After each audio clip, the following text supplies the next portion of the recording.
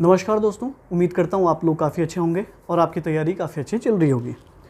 अभी हम पढ़ रहे हैं ईसीजी का हम एक चैप्टर पूरा कर चुके हैं और बेसिक कॉन्सेप्ट हमने देख लिया है। आज हम उसी चीज़ को कंटिन्यू करने वाले हैं। अगर आपने वो वीडियो नहीं देखी है तो मैं आपको रिकमेंड करूँगा कि आप एक बार वो ज़रूर देखें। फिर भी एक बार हम क्विक रिविज़न कर लेते हैं और हम शुरू कर देते हैं।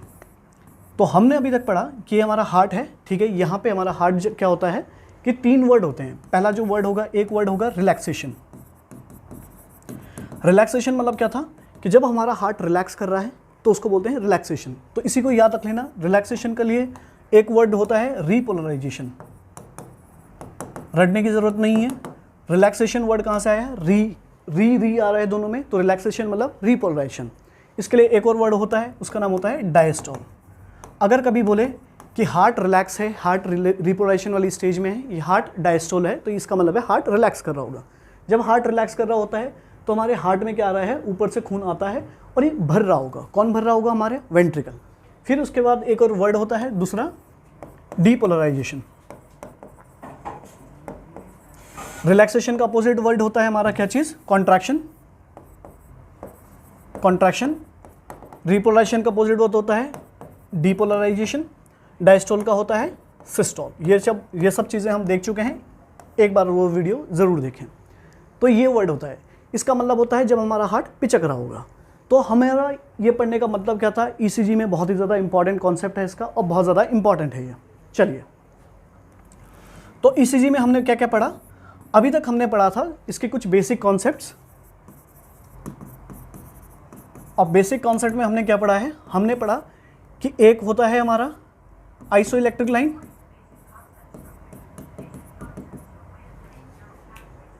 Isoelectric line.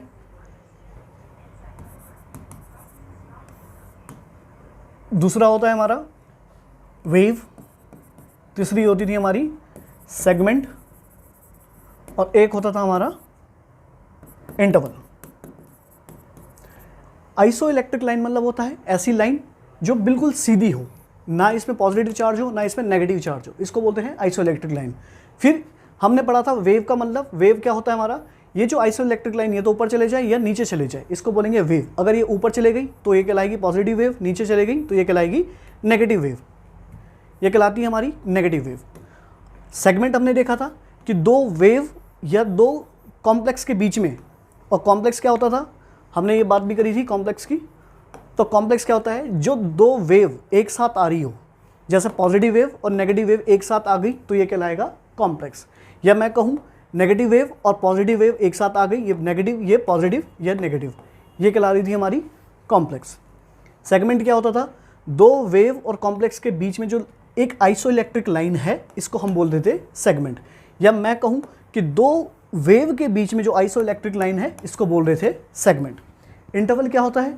इंटरवल में हमने देखा था कि अगर एक वेव आ रही है और एक कोई एक वेव को पकड़ लिया प्लस एक सेगमेंट को पकड़ लिया, इन दोनों को मिला के हम बोलते हैं इंटरवल। या मैं बोलूं कि मैंने एक कॉम्प्लेक्स पकड़ा और फिर उसके बाद मैंने एक आइसोइलेक्ट्रिक लाइन पकड़ी, यानी कि सेगमेंट पकड़ा, तो उसको दोनों को मिला के हम बोल रहे थे इंटरवल।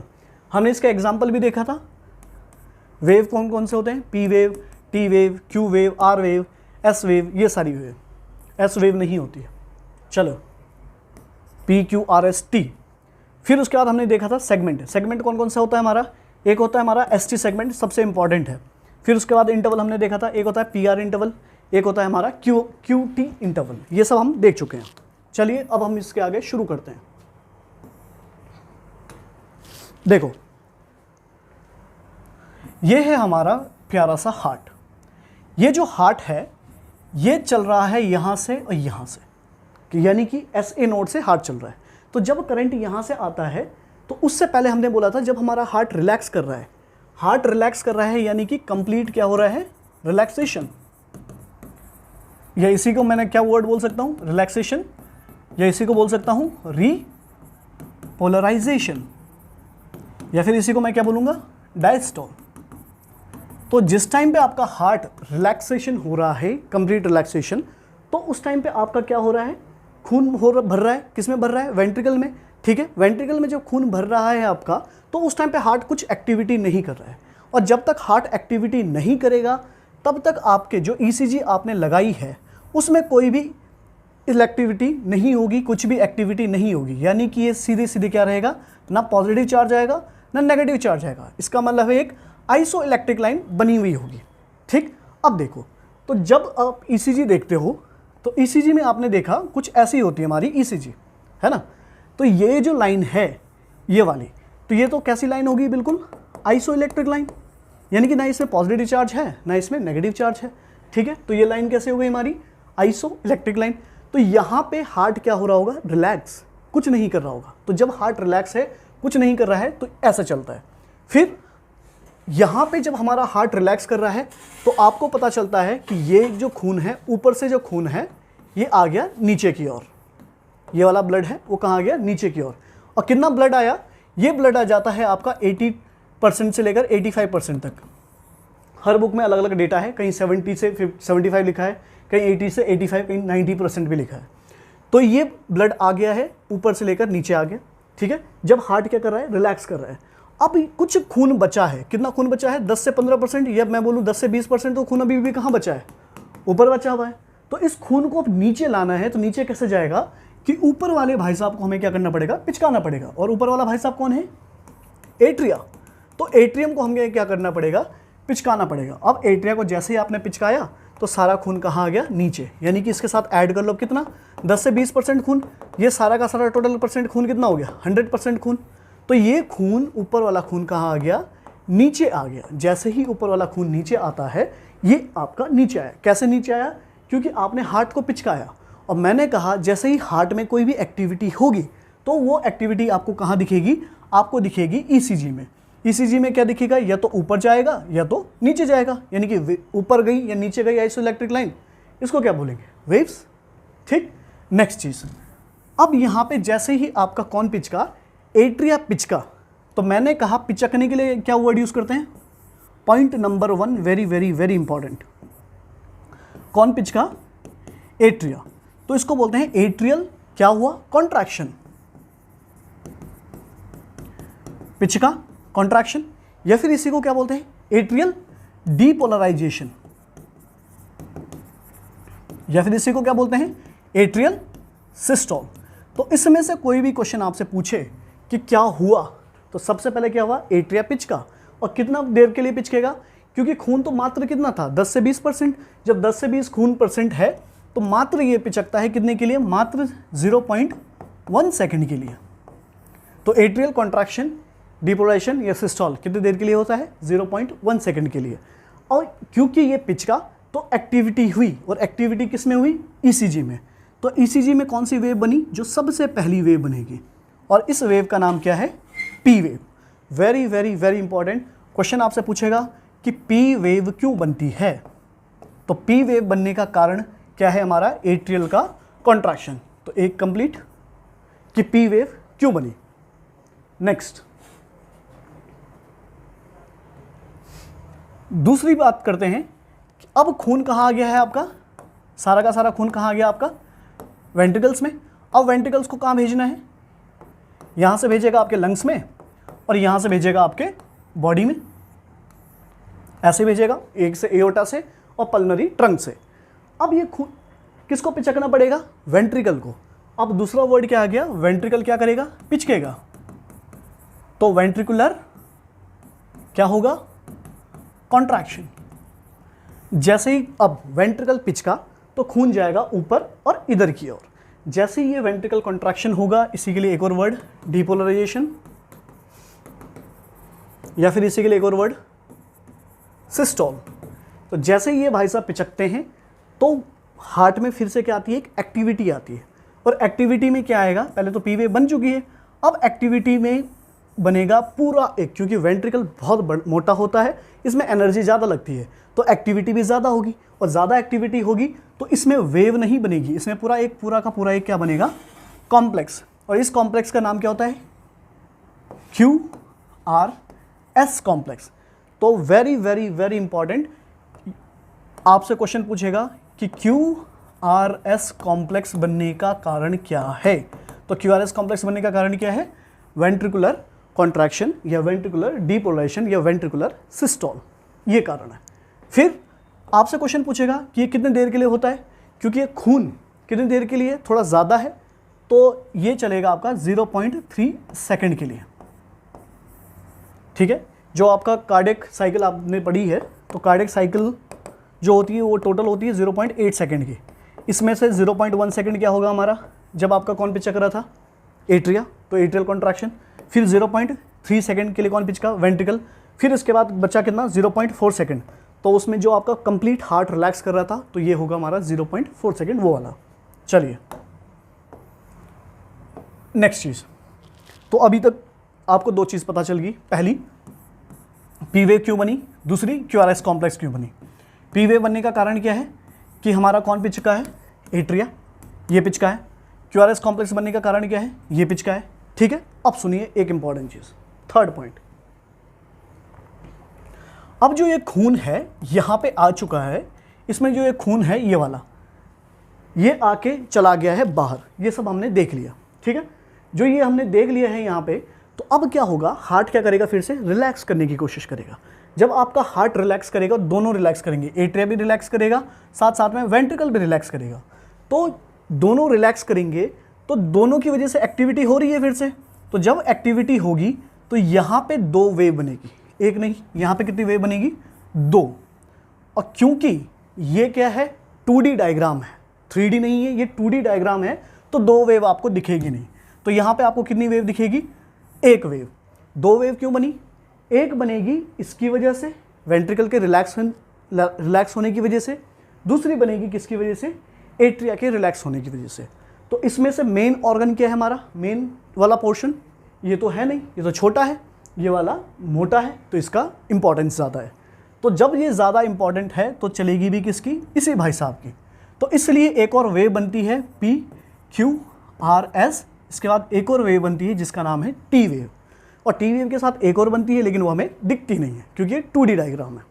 तो यहाँ पे बनती है एक और वेव जिसको बोलते हैं T वेव। तो very very very important, T wave बनने का कारण क्या है। तो थर्ड पॉइंट जो होता है वो ये होता है कि वेंट्रिकल अब आपका क्या कर रहा है, रिलैक्स कर रहा है, इसको बोलते हैं वेंट्रिकुलर रिलैक्सेशन, और इसी को बोलते हैं, री आ गया है तो वेंट्रिकुलर रीपोलराइजेशन, या फिर इसी को हम क्या बोलते हैं, डायस्टोल। अब आपके पास क्वेश्चन पूछेगा कि टी वेव बनने का कारण क्या था, ये जो टी वेव बनी इसका बनने का कारण क्या था। तो कारण क्या है, वेंट्रिकुलर रिलैक्सेशन, वेंट्रिकुलर डायस्टोल या वेंट्रिकुलर रीपोलराइजेशन। ठीक है, तो ये थे आपके बेसिक इंपॉर्टेंट चीज़ जो आपको पता होनी चाहिए। अब कभी कभार क्या होता है, एक और वेव बनती है, आपने देखा होगा, ये होगी टी वेव। इसके बाद कभी कभी आपको दिखेगा कुछ ऐसा यू शेप का, ये रिवर्स यू शेप का, ऐसा यू जैसा दिख रहा है। और इसका यू नाम क्यों है, इसलिए नहीं क्योंकि यू जैसी है, इसलिए है क्योंकि PQRS, टी के बाद क्या आता है, यू, इसलिए इसका नाम यू है। ठीक है, ये मत समझना क्योंकि इसका रिवर्स यू है इसलिए इसका नाम हो। तो सुनिए, तो जो करंट का सिग्नल जाता है वो जाता था कुछ ऐसा, इसकी हम ऑलरेडी बात कर चुके हैं, फिर हम बात कर रहे हैं थोड़ा सा। करंट कैसा जाता है आपका, करंट जाता है SA नोड से, ये हो गया आपका SA नोड, फिर जाता है आपका AV नोड पे, फिर ये जाता है आपका, ये हो गया आपका बंडल ऑफ हिस, जिस भाई साहब ने ढूंढा उसका नाम था हिस, तो इसलिए इसका नाम क्या होता है, बंडल ऑफ हिस। और ये तार में बंट जाते हैं बाद में ऐसे, और ये तार है, और तार को क्या बोलते हैं, फाइबर, तो इसलिए बोलते हैं फाइबर। और जिस भाई साहब ने ढूंढा उनका नाम था परकिंजी, तो इसका नाम क्या हो गया, परकिंजी फाइबर।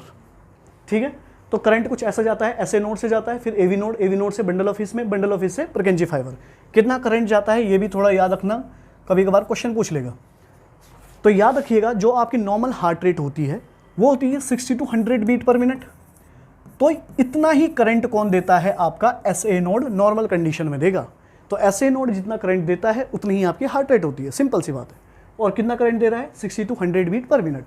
फिर उसके बाद AV नोड कितना देता है, इससे थोड़ा सा कम, वो कितना देता है आपका 40 to 60 बीट पर मिनट। फिर बंडल ऑफ हिस, ये देता है आपका 20 to 40 बीट पर मिनट। इसका मतलब ये हुआ कि जिस दिन ये भाई साहब काम नहीं करेगा तो उस दिन ये करेगा, ये काम नहीं करेगा तो ये करेगा। ठीक है, ये अभी आएगा हमारा जब हम पढ़ेंगे हार्ट ब्लॉक, तो वहाँ हम ये देखेंगे। चलिए ठीक है, तो इंपॉर्टेंट चीज एक बार फिर देख लें इसको।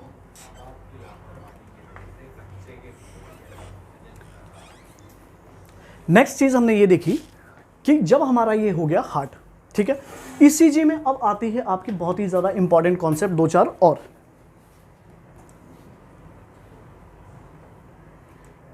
कि एक जो यू वेव है, ये यू वेव क्यों बन रही है, ये एक क्वेश्चन आता है आपके पास। तो याद रखना, पहली बात तो ये याद रख लीजिएगा कि ये जो हमारी यू वेव है ये हमेशा देखने को नहीं मिलती है, ये यूजुअली क्या होती है, एब्सेंट ही होती है, और हो सके तो ये नहीं मिले तो ही अच्छा है। लेकिन अगर ये दिख रही है और आपने पूछे, किसी ने क्वेश्चन आपसे पूछ लिया कि ये क्यों बन रही है, तो आपको पता होना चाहिए कि ये जो पुरकेंजी फाइबर्स हैं, ये जो पुरकेंजी फाइबर हैं, ये भी क्या करेंगे, रिलैक्स करेंगे। ये क्या करेंगे आपके, रिलैक्स, और इसका मतलब हुआ रिलैक्सेशन करेंगे, या इसका मतलब हुआ रीपोलराइजेशन करेंगे, या मैं एक और वर्ड बोलना चाहूँ तो डाइस्टोल। तो अगर कभी क्वेश्चन पूछे कि यू वेव बनने का कारण क्या है, तो बोल देना रिलैक्सेशन ऑफ पुरकेंजी फाइबर, बस, ठीक। लेकिन यहाँ पर एक और इंपॉर्टेंट कॉन्सेप्ट याद रखना, वो होती है एक डिजीज कंडीशन जिसका नाम होता है हाइपोकैलीमिया। डिजीज कंडीशन तो नहीं है, इलेक्ट्रोलाइट डिसबैलेंस है, hypokalaemia, very very very important. देखो तो याद रखिएगा, ये जो हमारा पुरकेंजी फाइबर हैं ये वाले, तो ये इनको चाहिए रिलैक्स होने के लिए क्या चीज़, एक चीज़, और वो है पोटेशियम। पोटेशियम, जब तक आप इस भाई साहब को पोटेशियम दे रहे हो, जब तक आप पोटेशियम दे रहे हो पुरकेंजी फाइबर को, तब तक आपके पास एक चीज़ नहीं आएगी, वो है आपका यू वेव। जब तक आपके शरीर में किस चीज़ की कमी नहीं हो रही है, पोटेशियम की कमी नहीं हो रही है, तब तक आपके पास क्या नहीं आएगा, ये भाई साहब नहीं आएगा, ठीक है, ये भाई साहब नहीं आएगा, यानी कि यू वेव नहीं आएगी। लेकिन जिस दिन आपने कमी कर दी किसकी, पोटेशियम की, तो उस दिन आपका पुरकेंजी फाइबर क्या करेगा, मुंह बनाने लगेगा। क्या करेगा, ये बनाएगा आपका मुंह, और जैसे ये मुंह बनाएगा तो ये बनाएगा मुंह कैसा, यू जैसा। तो बार बार आपको क्या देखने को मिलेगी, एक ईसीजी में आपको बार बार कंटिन्यू यू वेव दिखेगी। आपके पास क्वेश्चन आता है, डायरेक्टली क्वेश्चन आता है और बहुत ही ज़्यादा इंपॉर्टेंट है कि पर prominent you wave, prominent you wave किसकी वजह से होती है, या किसकी कंडीशन की वजह से होती है। तो याद रखना कि प्रोमिनेंट यू वेव जो बनती है वो किसकी वजह से होती है, हाइपोकैलीमिया की वजह से।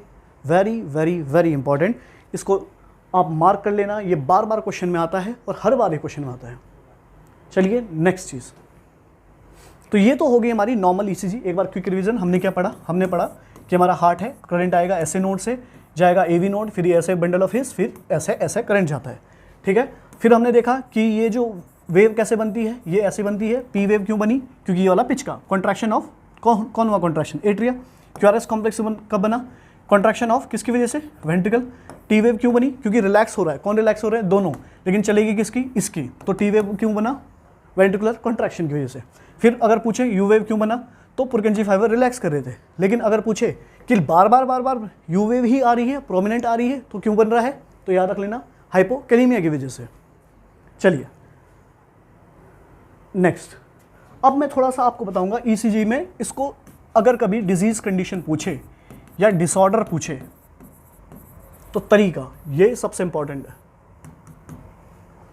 कि डिसऑर्डर को कैसे ठीक किया जाए या डिसऑर्डर को कैसे रिलेट करें। तो डिसऑर्डर को कैसे रिलेट करते हैं वो समझो आप। अगर आपको देखनी है ईसीजी, और ईसीजी को देखते ही आपको बताना है कि यार प्रॉब्लम किस में है, नॉर्मल है, एबनॉर्मल है, एट्रियल फ्लटर है, फिब्रिलेशन है, वेंट्रिकुलर टैकीकार्डिया है, पल्सलेस वेंट्रिकुलर टैकीकार्डिया है, ये सब देखना है। तो मैं आपको एक सिंपल सा तरीका बताता हूँ, ये बताओ। तो ये बताइए मुझे कि पहले तो ये देखो कि पी वेव बनी क्यों, क्यूआरएस कॉम्प्लेक्स बना क्यों। आपके पास जब कभी भी क्वेश्चन आएगा तो ऐसा कुछ आएगा कि गड़बड़ी किस में है, ठीक हो जाओ, ठीक हो जाओ, ठीक है, गड़बड़ी किस में है, पी वेव में। अगर गड़बड़ी पी वेव में है तो समझ जाना प्रॉब्लम किस में होगा, एट्रिया में। और आपके पास चार ऑप्शन होते हैं, ए बी सी और डी। 2 में तो लिखा होगा वेंट्रिकल, 2 में लिखा होगा एट्रिया, तो ये तो वैसे ही पता चल जाएगा आपके पास कि 2 में वेंट्रिकल 2 में एट्रिया। तो अगर गड़बड़ी कहीं पी वेव में दिखा रहा है तो समझ जाना एट्रिया में प्रॉब्लम है, और अगर गड़बड़ी क्यू में दिखाए, आर में दिखाए, इसमें दिखाए या टी में दिखाए तो समझ जाना गड़बड़ी कहाँ है, वेंट्रिकल में। सिंपल। क्यों? क्योंकि वेंट्रिकल की वजह से ये सब बन रहा है। अगर गड़बड़ी क्यू आर एस कॉम्प्लेक्स में दिखाए, किस में दिखाए, क्यू आर एस कॉम्प्लेक्स में, ऐसे कुछ क्यू आर एस कॉम्प्लेक्स दिखाए तो समझ जाना पिचकने में गड़बड़ी है। और अगर गड़बड़ी इसमें दिखाए, किसमें, टी वेव में, तो समझ जाना किस में गड़बड़ी है, रिलैक्सेशन में गड़बड़ी है। सिंपल सी बात है और सिंपल फंडा है। चलिए अब नेक्स्ट बात करते हैं थोड़ा सा रिदम की। एबनॉर्मल रिदम पढ़ने से पहले आपको पता होना चाहिए नॉर्मल रिदम्स।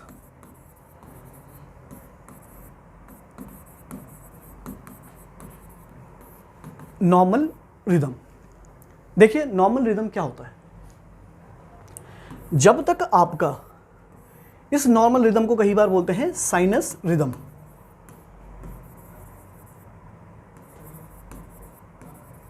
देखो, जब तक करंट आपका, याद रखना, जब तक करंट आपका कहां से आ रहा होगा, एसए नोड से करंट जनरेट हो रहा है। अब ये चाहे करंट 100 आए या करंट आपका 60 आए, 50 आए या 72 आए, जब तक करंट यहां से आ रहा है तब तक याद रख लेना इस वर्ड, इस रिदम को बोलेंगे साइनस रिदम। इसको क्या बोलेंगे आप, साइनस रिदम। और खास करके ये वर्ड लगाना वो है साइनस। मैं फिर से रिपीट कर रहा हूं कि जब तक करंट एसए नोड से आए तो समझ जाना, उसके लिए वर्ड यूज करोगे साइनस साइनस साइनस, बात खत्म। अब ये हो सकता है करंट ज़्यादा आए या हो सकता है करंट कम आए, ठीक है। आप सुनोगे 2 वर्ड, अगर एक वर्ड सुनोगे पहले तो साइनस रिदम। साइनस रिदम मतलब कि नॉर्मल रिदम, और नॉर्मल रिदम बोले तो हार्ट, इतना करंट आ रहा है कि आपकी जो हार्ट रेट की रेंज है वो 60 से लेकर 100 बीट पर मिनट की है। पहला पॉइंट, साइनस रिदम मतलब करंट इतना छोड़ रहा है कि आपका कितना है, 60 से 100 के बीच में। और एग्जैक्टली पूछना चाहूँ या बताना चाहूँ तो वो कितना होगा, 72 बीट पर मिनट, यानी कि 72 बीट पर मिनट, ठीक है। तब ये क्या है, साइनस रिदम। अगर इसका कोई पूछे कि भाई साहब इसकी ईसीजी बताओ, तो इसकी ईसीजी क्या होगी, तो ईसीजी इसकी बहुत ही सिंपल होगी। और क्या होगी ईसीजी, कुछ ऐसी होगी। ये ईसीजी आप देख रहे हो, ये जो नॉर्मल ईसीजी बन रही है ऐसे ऐसे ऐसे, ये है हमारी साइनस रिदम। देखो अभी तो ईसीजी कैसे बनेगी, सब कुछ बढ़िया बढ़िया बनेगा, ऐसे सब कुछ नॉर्मल नॉर्मल, सब कुछ ठीक ठीक। जब आप काउंट करोगे ये सब मैं आपको सिखाऊंगा कि काउंट कैसे करते हैं, हार्ट रेट को काउंट कैसे करते हैं, वेव को काउंट कैसे करते हैं, ये सब भी मैं आपको पढ़ाऊंगा नेक्स्ट क्लास में। तो जब आप इसका ईसीजी में ये चेक करोगे तो आपको पता चलेगा कि ये सब कुछ नॉर्मल है। P wave normal, R wave normal, Q R S complex normal, T wave normal, S T segment normal, सब कुछ नॉर्मल है। तो तब तक ये कहलाएगा साइनस रिदम और सब कुछ ठीक है, ठीक है, बहुत बढ़िया। नेक्स्ट,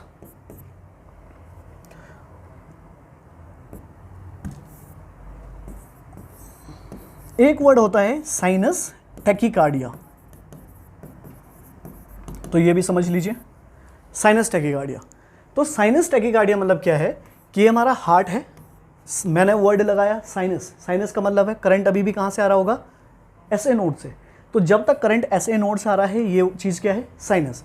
तो साइनस टैकीकार्डिया है, लेकिन मैंने कहा टैकीकार्डिया, हार्ट रेट क्या हो गई है, मोर देन, हार्ट रेट क्या हो गई है, more than 100 beat per minute हो चुकी है।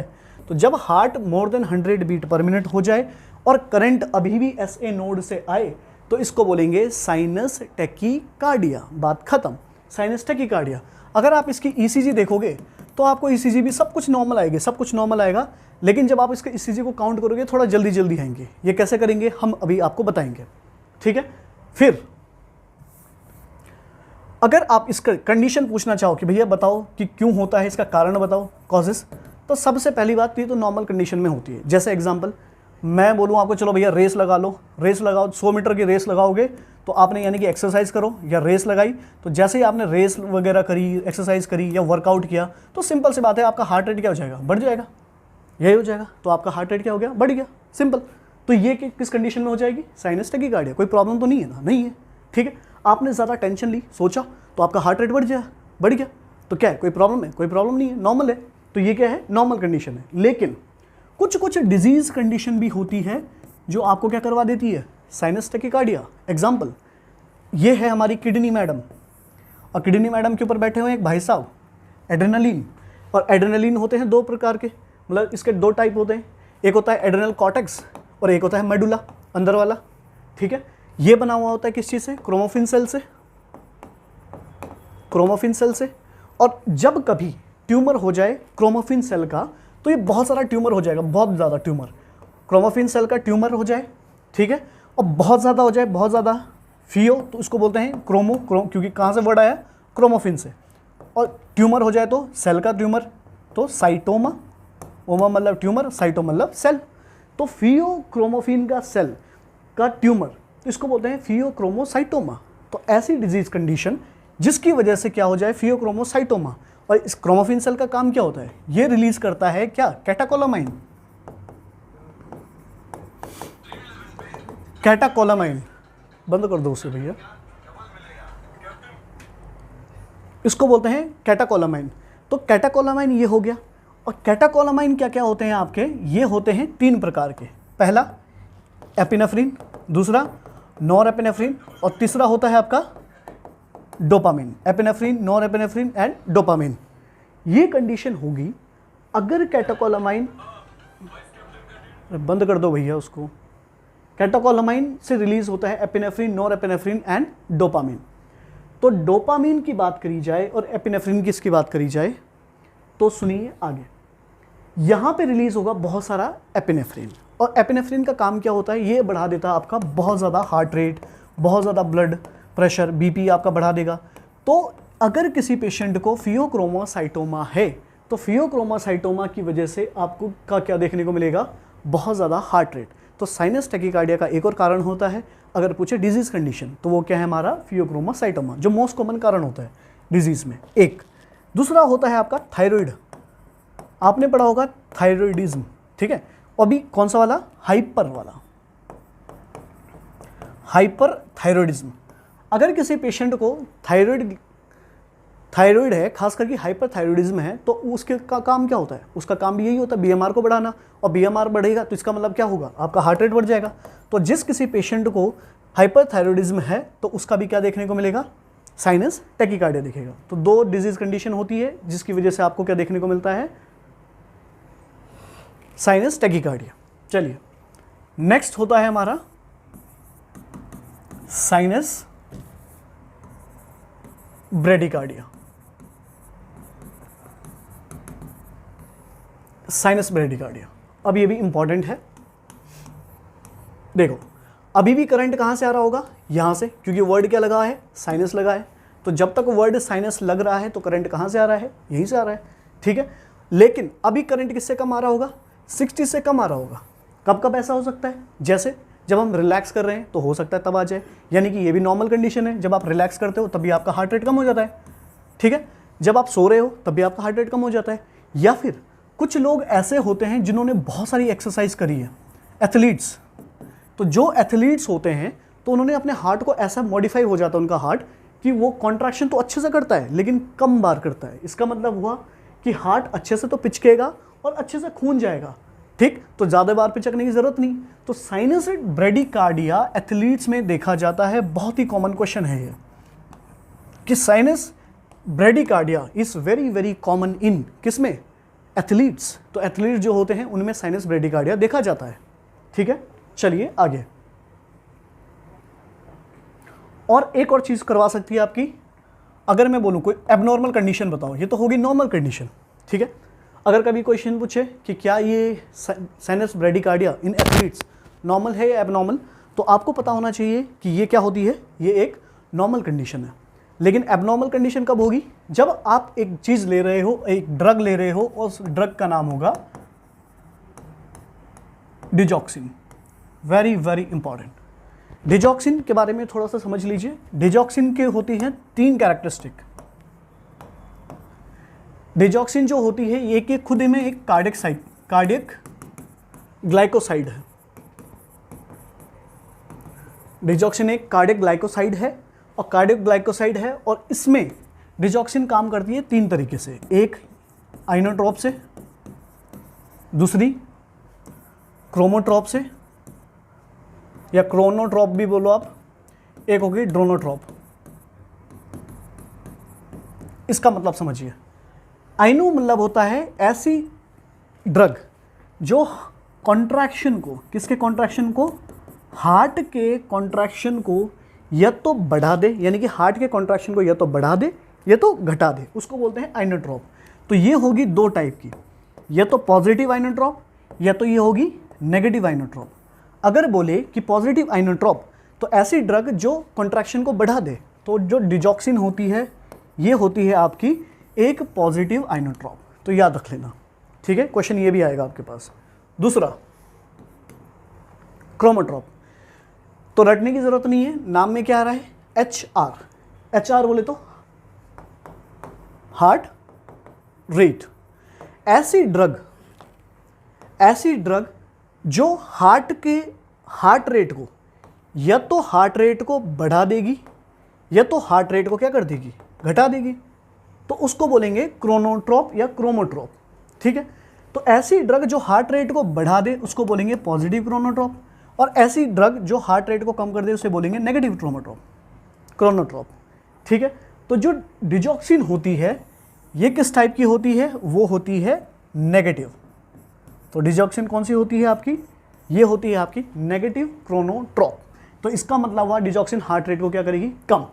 तो इसलिए जब किसी पेशेंट को आप क्या दे रहे हो, डिजॉक्सिन दे रहे हो, तो ऑटोमेटिकली क्या कर देगी, हार्ट रेट को कम कर देगी।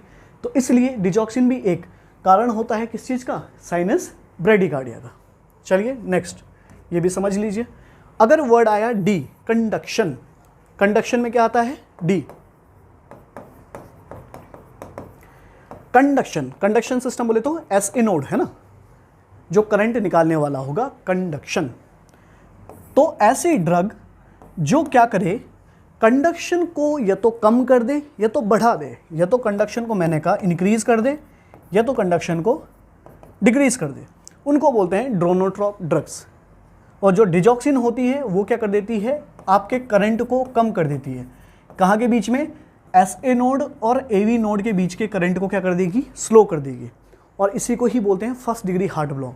हार्ट ब्लॉक में मैं आपको पढ़ाऊंगा कि इसमें जब करंट SA नोड और AV नोड के बीच में क्या हो जाए, स्लो हो जाए, उसको बोलते हैं फर्स्ट डिग्री हार्ट ब्लॉक। और जब बिल्कुल बंद हो जाए इसको बोलेंगे थर्ड डिग्री हार्ट ब्लॉक, ठीक। आइए, तो डिजॉक्सिन एक मोस्ट कॉमन कारण होता है फर्स्ट डिग्री हार्ट ब्लॉक का। तो समझिए यहाँ पे थोड़ा सा, तो डिजॉक्सिन क्या है, कंडक्शन को कम नहीं करेगी, ये क्या करेगी, क्या करेगी, कम करेगी। तो जो डिजॉक्सिन होती है ये क्या होती है हमारी, नेगेटिव ड्रोनोट्रॉप। और ऐसी दवाई जो कंडक्शन को बढ़ा दे उसको बोलेंगे पॉजिटिव ड्रोनोट्रॉप, ठीक है। चलिए एक बार फिर से क्विक रिवीजन, हमने अभी तक क्या पढ़ा, हमने पढ़े साइनस के बारे में। साइनस 3 चीज़ें पढ़ ली हमने, रिदम के बारे में, एक होता है साइनस रिदम जिसको आप बोलते हैं साइनस नॉर्मल रिदम या नॉर्मल साइनस रिदम। एक दूसरा पढ़ा हमने साइनस टैकीकार्डिया, जब करंट कितना हो जाए, 100 से ज़्यादा आ जाए, हार्ट बीट कितनी हो जाए, 100 से ज़्यादा हो जाए। एक होता है साइनस ब्रेडिकार्डिया। साइनस ब्रेडिकार्डिया में क्या हो रहा है, हार्ट रेट क्या हो रही है, कम हो रही है। और किससे कम हो रही है, 60 से कम हो रही है, ठीक है। चलिए अब यहाँ पे थोड़ा सा एक इंपॉर्टेंट कॉन्सेप्ट और समझ लीजिए, कभी कभार ये भी आपको पूछा जाता है। अब पूछेगा आपसे कि भाई साहब AV रेशो बताओ, AV का रेशो। AV रेशो क्या हुआ साहब, AV मतलब होता है एट्रियल और ये होता है वेंट्रिकल। बंद कर दो भैया, एट्रियल और इसका मतलब होता है वेंट्रिकल। जब आपका इसका मतलब हुआ कितने बार एट्रिया पिच का और कितने बार आपका वेंट्रिकल पिच का, इसको बोलते हैं AV रेशो, ठीक है। अब देखो, जब मैंने कहा 72 हार्ट बीट है यानी कि नॉर्मल साइनस रिदम है, ठीक, तो कितने बार पिचकेगा एट्रिया, 72 बार पिच का। एट्रिया कितने बार पिच का होगा, 72 बार। और वेंट्रिकल भी कितने बार पिच का होगा, 72 बार। जब आपका इनका AV रेशो निकालोगे तो कितना आएगा, इसका आएगा 1:1। वेरी वेरी वेरी इंपॉर्टेंट, एक पॉइंट। दूसरा क्वेश्चन पूछेगा आपसे साइनस टैकीकार्डिया में बताओ साहब, तो साइनस टैकीकार्डिया में कैसा आएगा आपका, साइनस टैकीकार्डिया में क्या होता है, AV रेशो कैसे निकालोगे आप, ये वाला एट्रिया कितनी बार पिच का, मोर देन 110 मान लो, 110 बार पिच का। वेंट्रिकल भी कितने बार पिच का है, 110 बार। इनको निकालोगे तो कितना आएगा 1:1, तो इसमें भी कितना आएगा 1:1। इसमें निकालो साइनस ब्रेडिकार्डिया में, ये पिच का 50 बार, ये भाई साहब भी पिच का 50 बार, तो कितना आएगा 1:1। सिंपल सी बात है। तो इसमें भी कितना आएगा 1:1, बात खत्म। तो AV रेशो कितना आ गया आपका 1:1। तो सबके लिए AV रेशो आएगा 1:1। ये बहुत ही ज़्यादा इंपॉर्टेंट चीज़ है, ठीक है। चलिए,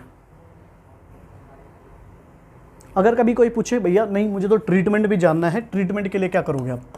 अगर साइनस ब्रेडिकार्डिया है,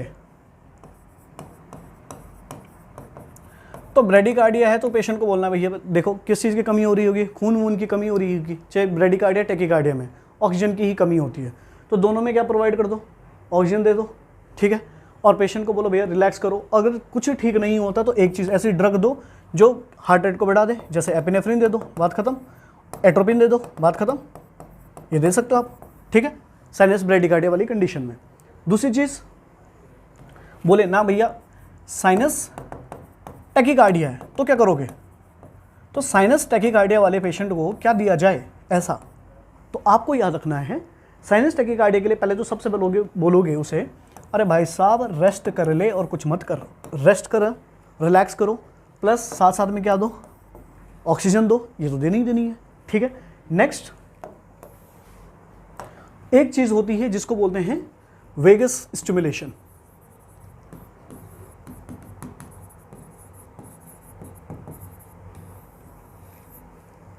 वेगस नर्व का क्या करना है, स्टिमुलेशन।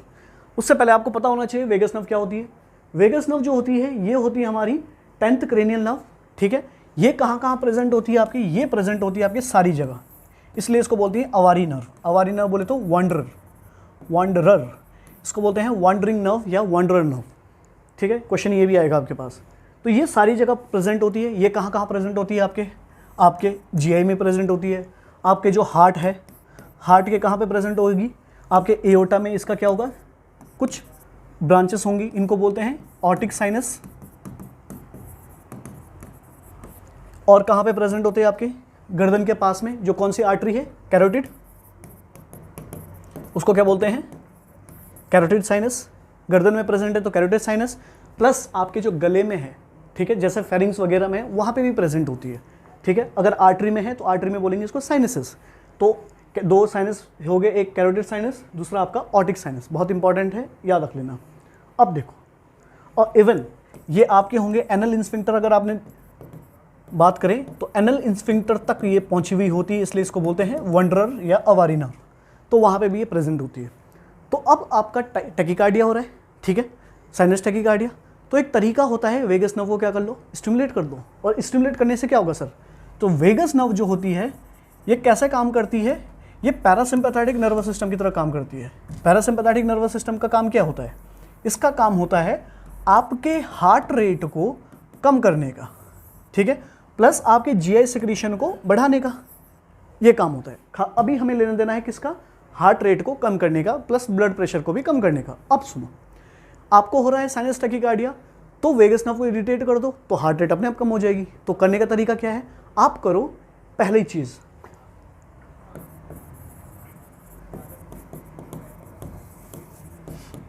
वेगस स्टिमुलेशन में आप क्या करोगे, पहला जो तरीका होता है,